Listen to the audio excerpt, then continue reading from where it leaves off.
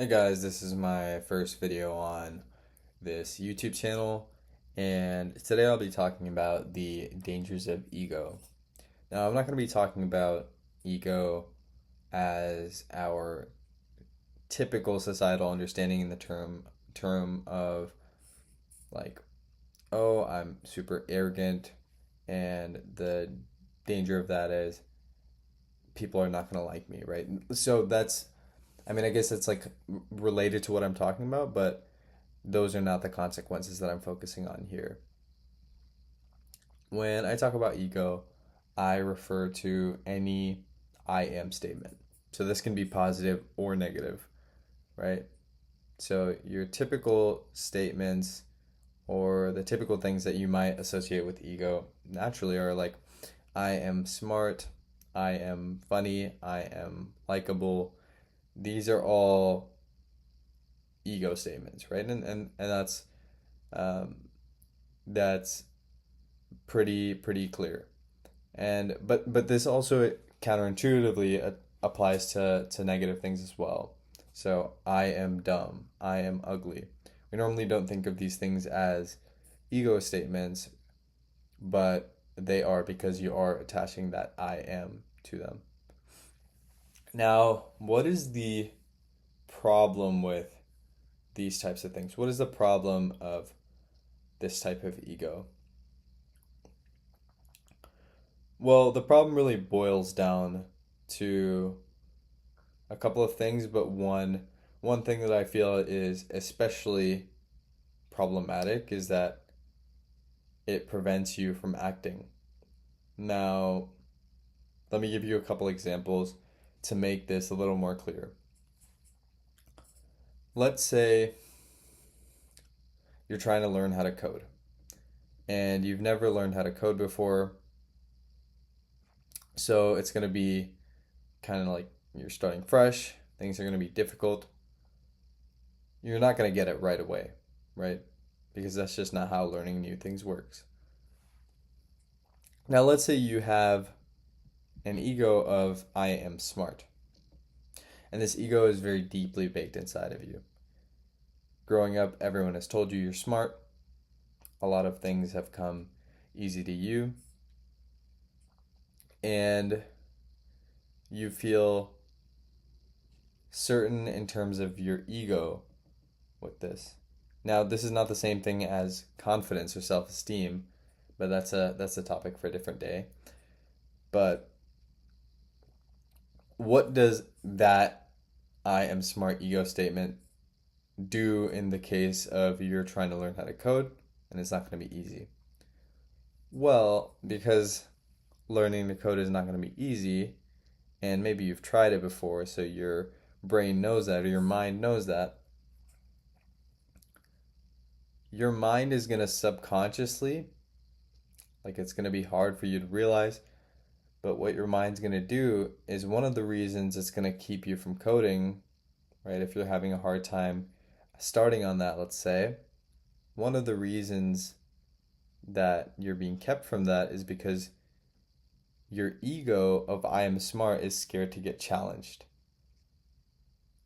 So if you start learning how to code and you start struggling, well, that goes against your I am smart ego statement. And your mind doesn't want that. So in this case, it's clear to see that your ego statement is keeping you from doing something hard, but a hard thing that would be beneficial to you. Now let's look at it from the negative angle. Let's say you're still learning how to code, but instead of thinking you're smart, you have an ego that says, I am bad at coding. Now, this is not going to be helpful either. Because the thing with ego statements is a lot of times your mind perceives them as final. So if you think I am bad at coding, right, you think that about yourself, then your mind might find it futile or like useless to try and learn how to code, right? Because you're bad at code. And that's sort of like a final thing. It's already been determined, right? It's part of your ego.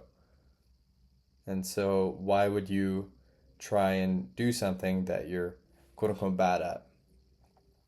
And so once again, we can see here that ego is preventing us from taking action. Let's use an example outside of the coding one.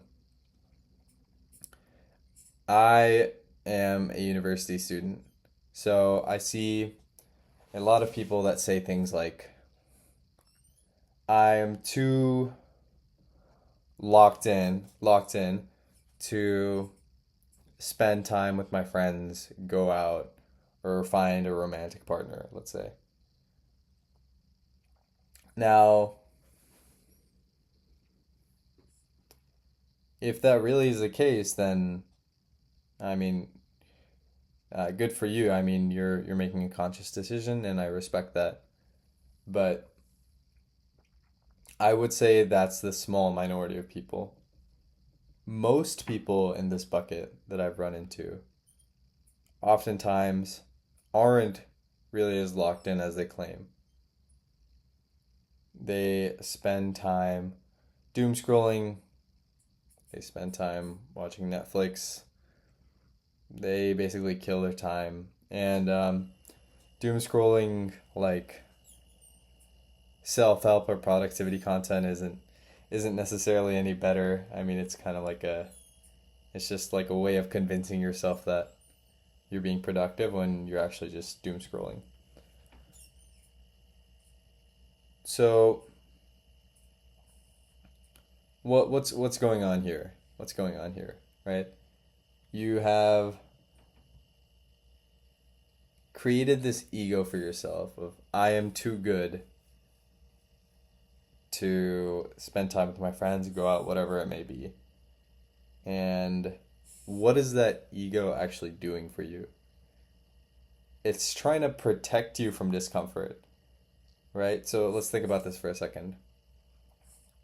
What might happen if you go to, let's say you go to a bar and you ask a girl out or you ask a boy out, depending on who's watching, right?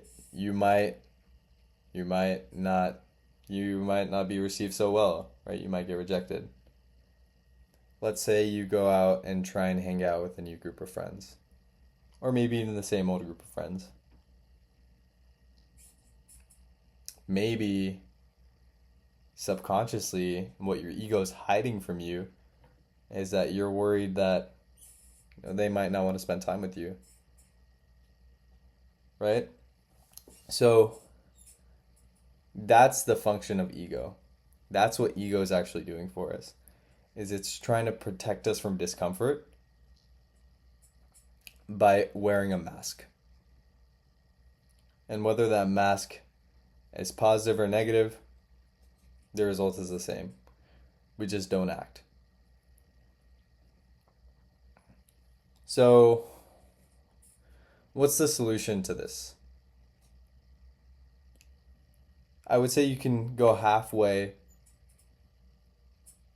You solve half of the problem by just noticing your ego. Whenever you feel like I can't do this or I don't feel like doing this, and you notice some sort of I am too good for this or I'm too bad for this or I can't do this for X, Y, and Z reason,